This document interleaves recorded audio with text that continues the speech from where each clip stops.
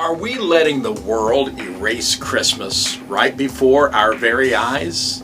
We're going to be talking today about erasing Christmas as we go over the hump. Come on, let's go.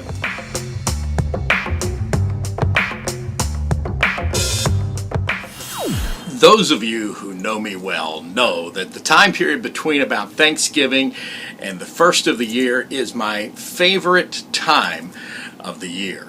And of course, it's during that time that I kind of go all out in celebration of Christ's birth. Now, I realize that there are a lot of things out there today that have squeezed out the true meaning of the celebrations that we have this time of year. I mean, it really began with all of the commercialization that surrounded this holy and sacred celebration that we have set aside in our calendar to do as followers of Jesus Christ. The commercialization that began and just kind of squeezed it out completely has overtaken so much of our celebration, and it has hidden the truth behind the gospel and the reality that God so loved the world that He sent His only begotten Son. And so Santa Claus and all that surrounds that, and the stress that comes with all of the things that we do this time of year has really begun to erase Christmas for sure. And of course, secular humanism has crept into the picture and forced any celebration of Christ out of so many of our public places, where once having a creche or a manger scene in a public scene was very commonplace, we no longer see that. So Christmas is being erased by secular humanism.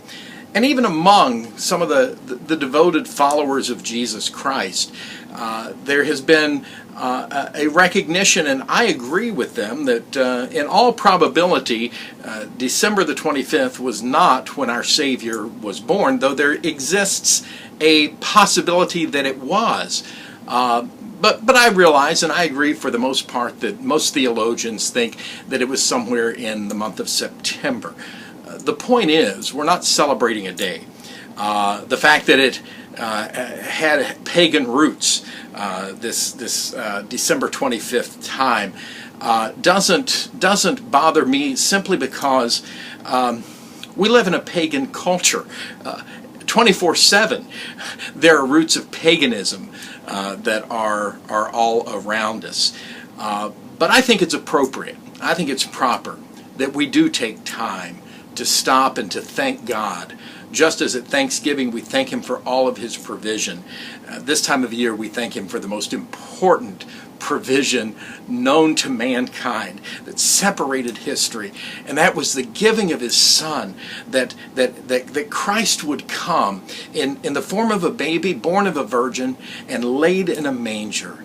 And I realize that there's all kinds of things, like the Christmas tree is a pagan symbol. It isn't to me. The Christmas tree reminds me of the tree on which Christ gave His life as an atonement, as a propitiation for my sin. Yes, the lights, I know they have another pagan connection, and yet I look at it and I'm reminded that Jesus came as the light into a dark and a broken world, and then He declared among us that we are the light of the world. And so when I look at these things, when I decorate my Christmas tree, I am reminded of the light that came into a very, very dark world. And while you may be passionate about some of these things, I'm okay with that. But don't erase Christmas with it. Don't erase the opportunity that we should have, even 365 days a year, to give thanks to God for His indescribable gift. I think one of the keys that I would suggest to all of you during this time of year is, no matter how you choose to celebrate the birth of Christ in your life and in the life of your family, I want to remind you of what Peter wrote to the church. We find it in 1 Peter chapter 3, verse 15. He says, "But in your hearts set apart Christ as Lord. Wow.